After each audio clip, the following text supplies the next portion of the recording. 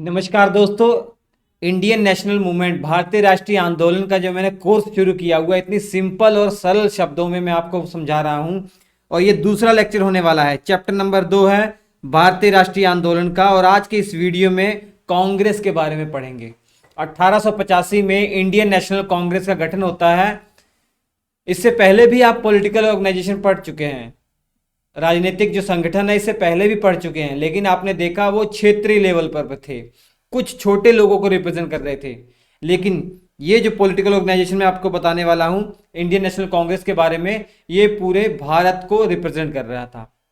इसके बारे में जानना जरूरी है। तो बच्चों, बहुत इंपॉर्टेंट नोट्स, बरसों की मेहनत जो मेरे नोट्स हैं इसके माध्यम से मैं आपको पढ़ा रहा हूँ। इतनी सिंपल तरीके से पढ़ा रहा हूँ, ये नोट्स इतने बेहतरीन आए ना, आपको एक बार आप पूरा वीडियो पढ़ने के बाद रिवीजन कर लीजिएगा। ठीक है, ये नोट्स अगर आपको चाहिए तो श्री एजुकेशन एप्लीकेशन पर अवेलेबल है, या डायरेक्ट व्हाट्सएप पे कांटेक्ट करके 7888774245 पर भी व्हाट्सएप पे आप पा सकते हैं, या श्री एजुकेशन हमारा एप्लीकेशन है श्री एजुकेशन, वहाँ पे डायरेक्ट ये परचेस कर सकते हैं। चलिए, दूसरा लेक्चर हमारा ये इस लेक्चर सीरीज का इंडियन नेशनल कांग्रेस, भारतीय राष्ट्रीय कांग्रेस। कांग्रेस का मतलब क्या होता है? सबसे पहले तो ये जानिए, जो कांग्रेस है इस शब्द का अर्थ क्या होता है? लोगों का समूह। कांग्रेस का मीनिंग होता है लोगों का समूह। अब बात आती है कि इंडियन नेशनल कांग्रेस की स्थापना 1885 में हुई थी, लेकिन किसके द्वारा? जानकर आपको हैरानी होगी अगर आपको नहीं पता है। एक अंग्रेज के द्वारा। एक अंग्रेज आईसीएस अधिकारी हमारे इंडिया में थे, रिटायर हो चुके थे, उन्हीं के द्वारा इंडियन नेशनल कांग्रेस की स्थापना हुई थी। नाम था A.O. Hume, Elon Octavian Hume इनका पूरा नाम था। एक आईसीएस अधिकारी थे, ये रिटायर हो चुके थे, स्कॉटलैंड के निवासी थे। 1906 तक ये कांग्रेस के साथ जुड़े रहे और महासचिव पद पर रहे, और 1912 में इनकी मृत्यु हो जाती है। 1912 में बांकीपुर अधिवेशन होता है कांग्रेस का। उस अधिवेशन में जब ये अधिवेशन दिसंबर के महीने में हुआ था बांकीपुर में, तो अब तक जो ये आपके A.O. ह्यूम थे इनकी मृत्यु हो चुकी थी। इसी कारण से इस अधिवेशन में A.O. ह्यूम को कांग्रेस का पिता घोषित कर दिया गया। किस अधिवेशन में? बांकीपुर अधिवेशन में। मैं आपको बता दूं, इंडियन नेशनल कांग्रेस की स्थापना हुई थी, और स्थापना होने के बाद हर साल इनके अधिवेशन होते थे। वहां पर डिस्कस किया जाता था कि क्या हमारे देश के लिए, लोगों के लिए उचित होगा, क्या डिमांड हमें अंग्रेजों से करनी चाहिए, क्या आंदोलन करना है, वो सब यही निर्धारित करेंगे। चलिए, अब ये भी प्रश्न पूछा जाता है कि 1885 में जब कांग्रेस का गठन हुआ था उस समय भारत के वायसराय कौन थे? तो ये नोट कर लीजिएगा, डफरिन। 1884 में वायसराय बनकर आए थे, 1888 तक ये वायसराय थे। अब तक भारत में वायसराय की पोस्ट आ चुकी थी। 1858 का कानून आपने पढ़ा है इंडियन पॉलिटी में और मॉडर्न हिस्ट्री में भी। तो 1858 के बाद भारत में वायसराय की पोस्टिंग होनी शुरू हो गई, और ये लॉर्ड डफरिन उस समय भारत के वायसराय थे। ठीक है, इंडियन नेशनल कांग्रेस, ये शुरुआत में इसका नाम नहीं था, शुरुआत में इसका नाम था भारतीय राष्ट्रीय संघ। इंडियन नेशनल यूनियन इसका स्टार्टिंग में नाम था, लेकिन दादा भाई नौरोजी के द्वारा इसका नाम परिवर्तित करवा दिया गया। अब इंडियन नेशनल कांग्रेस कर दिया गया। ये नाम किसने सजेस्ट किया? दादा भाई नौरोजी ने सजेस्ट किया। नोट कर लीजिएगा, दादा भाई नौरोजी बहुत इंपॉर्टेंट शख्सियत हैं, हालांकि इनके बारे में आगे हम डिटेल में पढ़ने ही वाले हैं। मैं आपको बता दूं, महाराष्ट्र के क्षेत्र में एक पारसी समुदाय से थे, लेकिन इनकी खासियत जितनी बताई जाए उतनी कम है। हाउस ऑफ कॉमन में सबसे पहले इंडियन जो सदस्य बने थे वो कौन थे? दादा भाई नौरोजी थे। याद रखिएगा, great grand old man of India इनको कहा जाता है, दादा भाई नौरोजी को। चलिए, अब मैंने बताया हर साल अधिवेशन हो रहे थे कांग्रेस के। तो 1885 में पहला अधिवेशन दिसंबर के महीने में जो हुआ, इसकी अध्यक्षता किसके द्वारा हुई थी? WC बनर्जी। याद कर लीजिएगा, व्योमेश चंद्र बनर्जी या WC बनर्जी। 1885 में बंबई में अधिवेशन होता है, पहला अधिवेशन बंबई में। हालांकि पहला अधिवेशन ये सोचा गया था कि पुणे में होना चाहिए, निर्धारित किया गया था, लेकिन प्लेग बीमारी वहाँ फैल गई बहुत तगड़े तरीके से, इसी कारण से चेंज कर दिया गया। अब इसको कहाँ कर दिया गया? बंबई में कर दिया गया। बम्बई में एक कॉलेज था, आज भी है, गोकुलदास तेजपाल संस्कृत कॉलेज। गोकुलदास तेजपाल संस्कृत कॉलेज, इसी कॉलेज के अंदर मीटिंग हुई थी। कुल 72 लोगों ने हिस्सा लिया था इसमें, कुल 72 लोगों ने हिस्सा लिया था। ये तस्वीर है WC बैनर्जी की। दूसरा अधिवेशन कलकत्ता में होता है 1886 में। ये अधिवेशन हुआ था और अध्यक्षता की थी दादा भाई नौरोजी ने। 434 लोग यहाँ शामिल हुए थे। देख रहे हैं कैसे संख्या बढ़ती जा रही है। तो अपने जीवन काल में दादा भाई नौरोजी ने 3 बार कांग्रेस की अध्यक्षता की है। तीनों के तीनों आपको याद होना चाहिए। पहला तो ये है 1886, और दूसरा लिख देता हूं यहां पे 1893 में, और चौथा 1906 में। 1893 में ये हुआ था, लाहौर के अंदर अधिवेशन हुआ था, और 1906 में ये भी कलकत्ता में अधिवेशन हुआ था। तो 1886 में कलकत्ता में अधिवेशन, 1893 में लाहौर के अंदर अधिवेशन, और 1906 में कलकत्ता में अधिवेशन। ये 3 जगह इन्होंने अधिवेशन की अध्यक्षता की थी दादा भाई नौरोजी ने। तीसरा अधिवेशन बहुत इंपॉर्टेंट है, पहले मुस्लिम इसके अध्यक्ष बनने वाले हैं। मद्रास में ये अधिवेशन हुआ था 1887 में। बदरुद्दीन तैयब, पिछले वीडियो में बदरुद्दीन तैयब, फिरोज शाह मेहता, KT तेलंग ने मिलकर एक पॉलिटिकल ऑर्गेनाइजेशन का गठन किया था। वो आपको कमेंट करके बताना है कौन सा पॉलिटिकल ऑर्गेनाइजेशन है।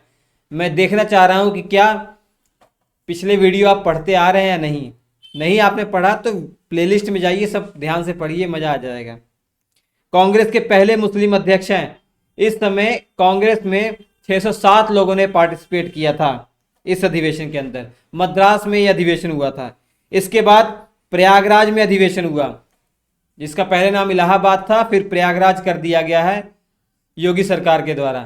हालांकि नाम तो पहले ही उसका प्रयाग था, लेकिन मुगलों के द्वारा नाम परिवर्तित करके इलाहाबाद कर दिया गया, और बाद में सरकार के द्वारा इसका नाम दोबारा से प्रयागराज कर दिया गया। अध्यक्ष जॉर्ज यूल, ये चौथा अधिवेशन है। इसके अध्यक्ष एक अंग्रेज हैं। देखिए ध्यान से, पहले अधिवेशन 1885 में एक हिंदू, दूसरे में एक पारसी, तीसरे में एक मुस्लिम, और चौथे में एक अंग्रेज अध्यक्षता कर रहा है अधिवेशन की। कांग्रेस के पहले विदेशी अध्यक्ष यही हैं। एक नोट करने वाली बात है, भले ही A.O. ह्यूम ने कांग्रेस की स्थापना की है, लेकिन कभी भी अपने पूरे जीवन काल में अध्यक्षता नहीं की है कांग्रेस की, याद करिएगा।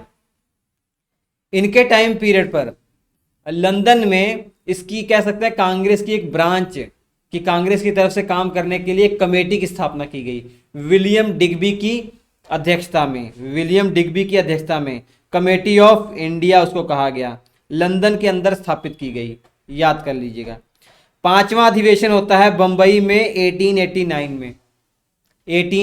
में, और विलियम वेडरबर्न इसके अध्यक्ष थे। ये भी एक अंग्रेज थे, विलियम वेडरबर्न।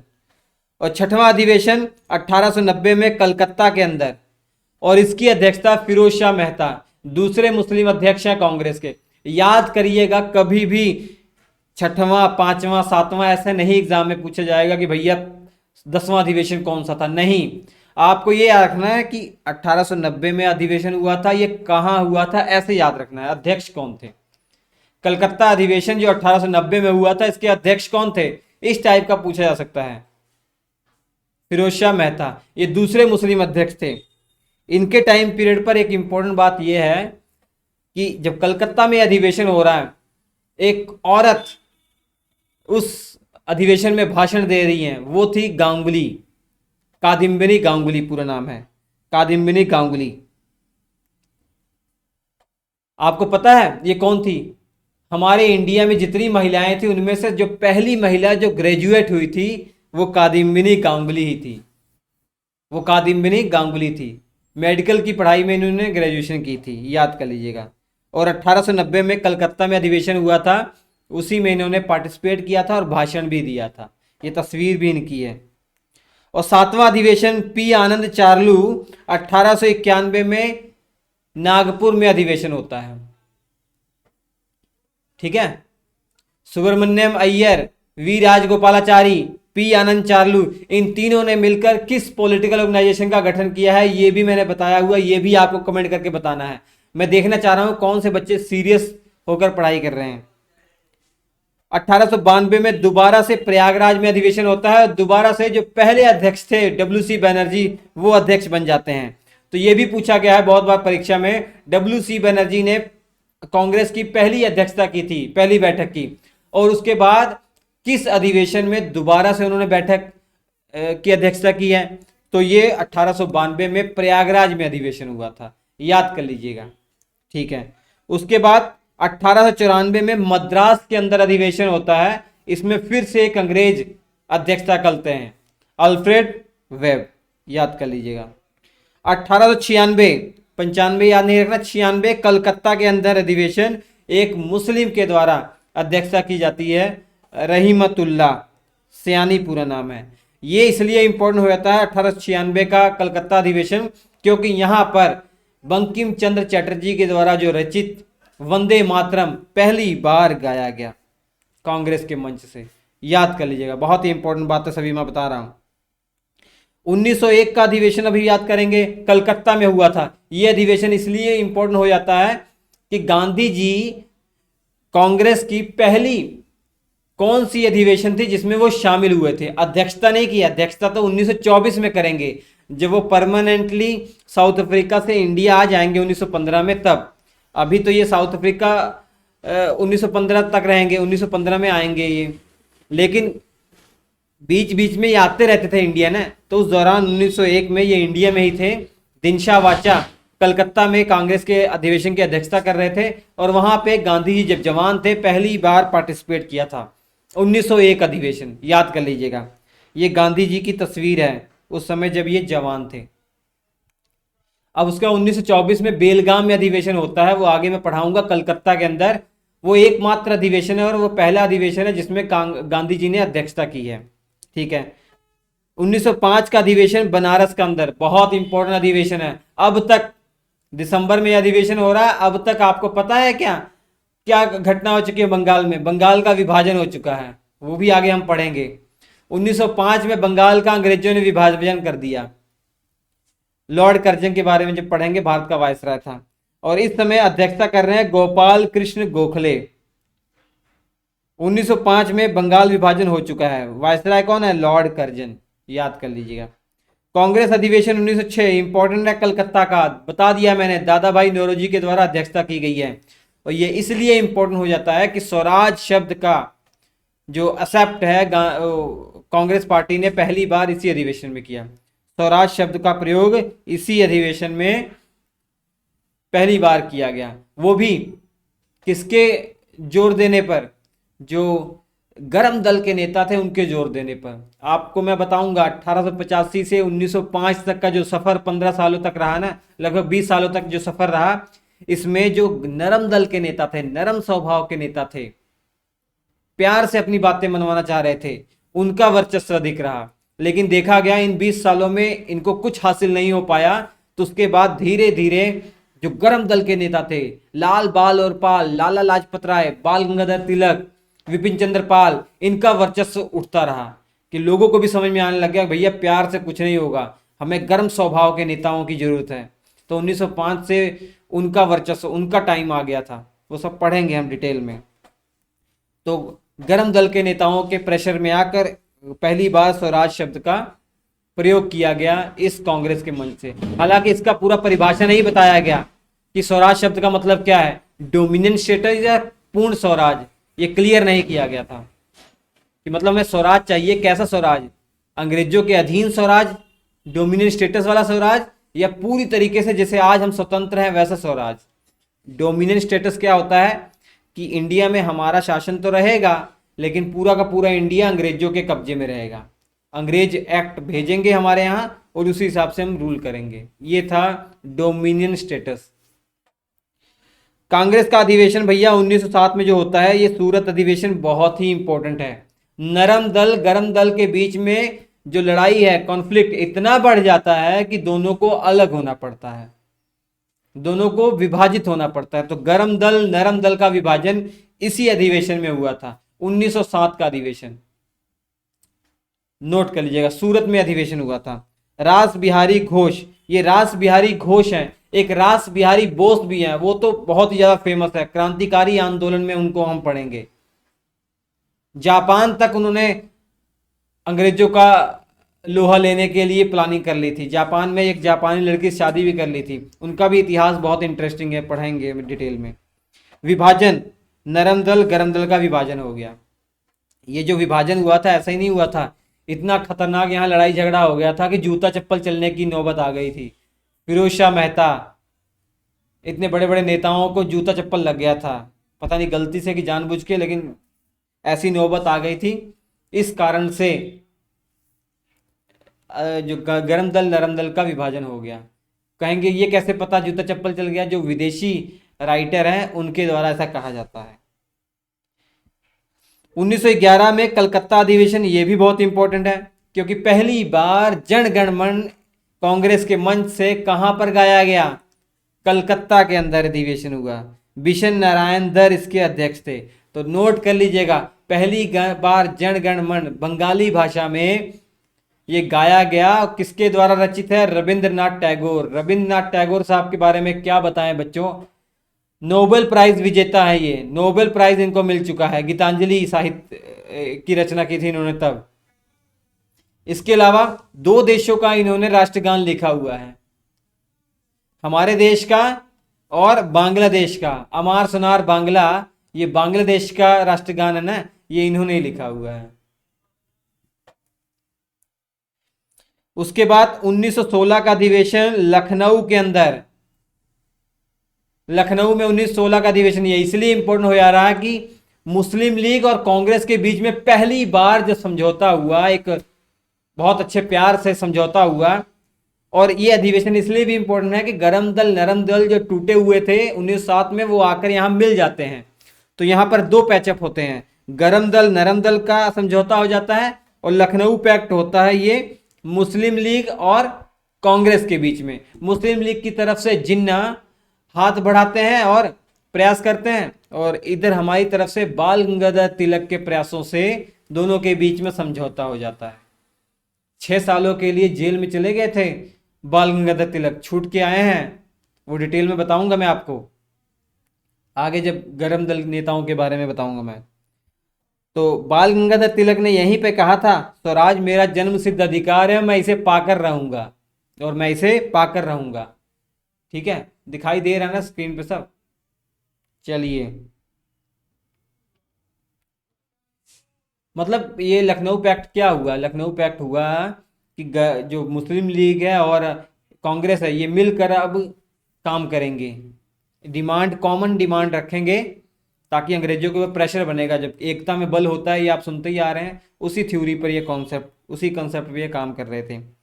1917 का अधिवेशन कलकत्ता का अधिवेशन है, ये भी इतना इंपॉर्टेंट है कि पहली बार किसी महिला को अध्यक्ष बनाया गया कांग्रेस का। हालांकि ये इंडिया की नहीं थी, ये आयरलैंड की निवासी थी, एनी बेसेंट इनका नाम था। कांग्रेस की पहली महिला अध्यक्ष 1917 में बनी। लेकिन ये प्रश्न आ जाए कि पहली भारतीय महिला कांग्रेस की अध्यक्ष कब बनी? तो 1925 में हुआ था कानपुर के अंदर अधिवेशन, वो भी बताऊंगा मैं। 1919 में अमृतसर में अधिवेशन जान के करवाया गया, क्योंकि 13 अप्रैल 1919 को अमृतसर में जलियांवाले बाग में जो हत्याकांड हुआ था, वो पूरा इंडिया जानता है उसके बारे में। वो सोच के ही रूह कांप जाती है कि अंग्रेजों ने इतनी निर्दयी से गोलियां चलाई थी जनरल डायर ने। हालांकि भगवान ने भी उसको नहीं बख्शा। 1928-29 के आसपास उसकी इतनी भयानक मृत्यु हुई, इतनी तड़प तड़प के वो मरा था बीमारी के कारण। और उस समय पंजाब का जो लेफ्टिनेंट गवर्नर था जनरल ओ डायर, उसको तो हमारे उधम सिंह ने 1940 में इंग्लैंड के अंदर ही गोली मारी थी। 1919 में अमृतसर में अधिवेशन हुआ था, यहाँ पे जलियांवाला बाग हत्याकांड जो हुआ था उसकी निंदा की गई और अध्यक्ष मोतीलाल नेहरू बने। जवाहरलाल नेहरू के पिताजी मोतीलाल नेहरू अध्यक्ष बने।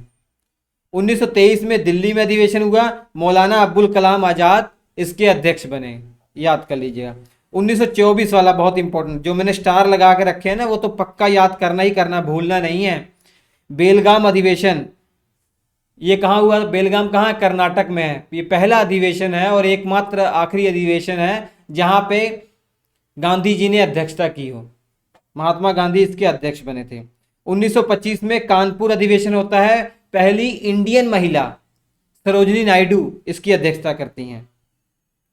1929 लाहौर अधिवेशन जवाहरलाल नेहरू के द्वारा अध्यक्षता की जाती है। ये इसलिए इंपॉर्टेंट हो जाता है कि 1929 में अब से कांग्रेस का रास्ता ही बदल गया। अब लक्ष्य चेंज कर दिया उन्होंने। अब उन्होंने कह दिया भैया हमको पूर्ण स्वराज चाहिए, पूरी तरीके से स्वतंत्रता चाहिए, इससे कम कुछ भी नहीं। और इसी कारण से खुशी खुशी में अगले महीने 26 जनवरी 1930 को इन्होंने स्वतंत्रता दिवस मनाया या पूर्ण स्वराज दिवस मनाया और बोला कि हर साल हम पूर्ण स्वराज दिवस 26 जनवरी को मनाएंगे। और यही कारण है कि हमारा संविधान भले ही 26 नवंबर 1949 को बनकर तैयार हो गया था, लेकिन लागू होने के लिए 2 महीने का इंतजार करना पड़ा। 26 जनवरी 1950 को संविधान लागू किया गया ताकि 26 जनवरी का जो महत्व है वो बना रहे।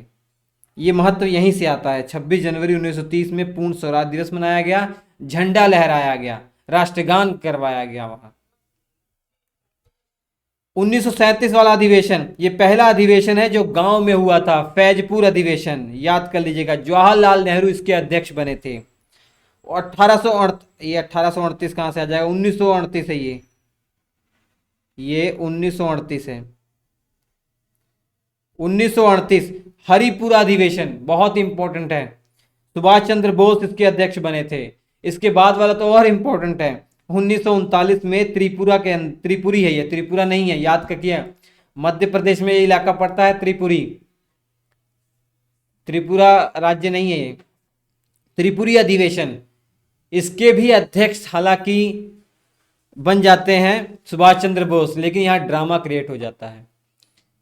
सुभाष चंद्र बोस के विरोध में एक कैंडिडेट खड़ा कर देते हैं, पट्टाभी सीतारमैया को। पी सीतारमैया या पट्टाभी सीतारमैया को कौन खड़ा करता है? गांधी जी। गांधी जी कहते हैं कि कोई भी सदस्य अध्यक्ष बन जाए, लेकिन सुभाष चंद्र बोस ना बन पाए, सुभाष चंद्र बोस जी ना बन पाए। दोनों की विचारधाराएं जो हैं अलग अलग थी, हालांकि लक्ष्य तो एक ही थे, लेकिन विचारधाराओं को लेकर मतभेद थे। विचारधाराओं को लेकर मतभेद थे।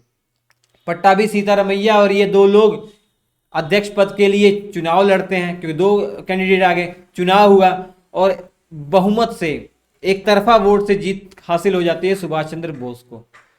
गांधी जी नाराज हो जाते हैं, बोलते हैं कि भैया ये मेरी हार है, ये पट्टाभी सीतारमैया की हार नहीं है, ये मेरी हार है। गांधी जी इतना विरोध करना शुरू कर देते हैं, कोई भी प्रस्ताव सुभाष चंद्र बोस जी लाते हैं तो गांधी जी उसका विरोध करना शुरू करते हैं। तो उसके बाद सुभाष चंद्र बोस हाथ जोड़ते हैं, गांधी जी मैं आपसे लड़ाई नहीं कर पाऊंगा, मैं आपको दुखी भी नहीं कर पाऊंगा, इसलिए मैं कांग्रेस पार्टी ही छोड़ रहा हूं। इन्होंने इस्तीफा दिया और एक नई पार्टी का गठन किया, forward block party. Forward block party 1939 में गठित हुई और 1939 में सेकेंड विश्व युद्ध भी शुरू हो गया था। सेकेंड विश्व युद्ध, उसी के बाद तो ये जर्मनी चले गए, फिर जापान गए। जापान में ही सुभाष चंद्र बोस जी एक प्लेन क्रैश में मारे जाते हैं, शहीद हो जाते हैं। वो सारी कहानी सुभाष चंद्र बोस के बारे में जब पढ़ेंगे तब मैं आपको बताऊंगा समय समय पर। ये अधिवेशन दोबारा भी आपके पास आने वाले हैं, ये तो मैं एक नज़र आपको समझा दे रहा हूँ। जैसे जैसे समय आप पढ़ते रहेंगे ना, अभी दोबारा से हम 1885 पे चलेंगे। 1885 से 1947 तक कौन कौन सी घटनाएं हुई वो एक एक करके डिस्कस करते चलेंगे हम। ये अधिवेशन दोबारा से आपको आने वाले हैं। ये अधिवेशन अभी तो आपको लग रहा होगा कि रटने हैं, लेकिन वो अपनी आप कहानी में फिट हो जाएंगे। रामगढ़ अधिवेशन 1942 में मौलाना अब्दुल कलाम आजाद इसके अध्यक्ष बनते हैं। भारत छोड़ो आंदोलन यहीं पर प्रस्ताव किया जाता है। भारत छोड़ो आंदोलन जो प्रस्ताव था यहीं पर पारित हो जाता है, जो अगस्त के महीने में भारत छोड़ो आंदोलन गांधी जी के द्वारा चलाया गया था, जिसमें करो या मरो का नारा दिया था गांधी जी ने। वो कांग्रेस ने उस पर ठप्पा लगा दिया, हरी झंडी दे दी, हाँ चलाइए। उसके बाद 1942 से 1946 तक कोई भी अधिवेशन नहीं हुआ था। अब तो 1942 से 1946 तक कौन अध्यक्ष रहा तो मौलाना अब्दुल कलाम आजाद ही अध्यक्ष रहे, ये याद रखिएगा। 1946 में मेरठ के अंदर अधिवेशन होता है, जेबी कृपलानी अध्यक्ष बनते हैं। तो देश जब हमारा आजाद हुआ था, आजादी के समय कांग्रेस का अध्यक्ष कौन था? तो जेबी कृपलानी, क्योंकि जो अध्यक्ष बनता था वो 1 साल के लिए बनता था ना। अभी जैसे इस वर्ष मैं बन गया हूं अध्यक्ष, तो अगले वर्ष नया अध्यक्ष कोई आएगा, तब तक मैं ही तो अध्यक्ष रहूंगा, ठीक है। तो नवंबर 1947 में इन्होंने इस्तीफा दे दिया और राजेंद्र प्रसाद जी इनकी ओर से अध्यक्ष बन गए कांग्रेस के। अब 1948 वाला इतना इंपॉर्टेंट नहीं है, जयपुर अधिवेशन हुआ था, ये इसलिए मैं बता रहा हूं कि पट्टाभी सीतारमैया यही हैं जो सुभाष चंद्र बोस के खिलाफ 1939 में खड़े हुए थे, जो हार गए थे। पट्टाभी सीतारमैया 1948 में जयपुर अधिवेशन हुआ था, इसके अध्यक्ष थे। तो ये कांग्रेस और उसके महत्वपूर्ण अधिवेशन। अब हम दोबारा से 1885 से 1905 तक का जो टाइम पीरियड है, जिसे नरम दल का टाइम पीरियड कहा जाता है, ठीक है, वो हम डिस्कस करेंगे। तो वीडियो अगर अच्छा लगा हो लाइक कीजिएगा। इसके जो क्लास नोट्स है बच्चों श्री एजुकेशन एप्लीकेशन पर अवेलेबल है, ले लीजिएगा, बहुत बेहतरीन क्लास नोट्स हैं श्री एजुकेशन। और रोज 8 बजे, शाम 8 बजे क्लास होती है, रोज शाम को, छोड़िएगा मत कोई क्लास। 7888774245। यहाँ तक अगर आपने वीडियो देखा है तो मैं उम्मीद कर रहा हूँ कि आप हमारे इस चैनल को पसंद करते हैं, इसलिए मैं आपको एक पर्सनल कूपन कोड दे रहा हूँ SHRI25। ये कूपन कोड इस्तेमाल कर लीजिएगा एप्लीकेशन पर, 25% का डिस्काउंट मिल जाएगा क्लास नोट्स पर। तो बच्चों मैं आपसे मिलूंगा अगले एपिसोड में, तब तक के लिए नमस्कार।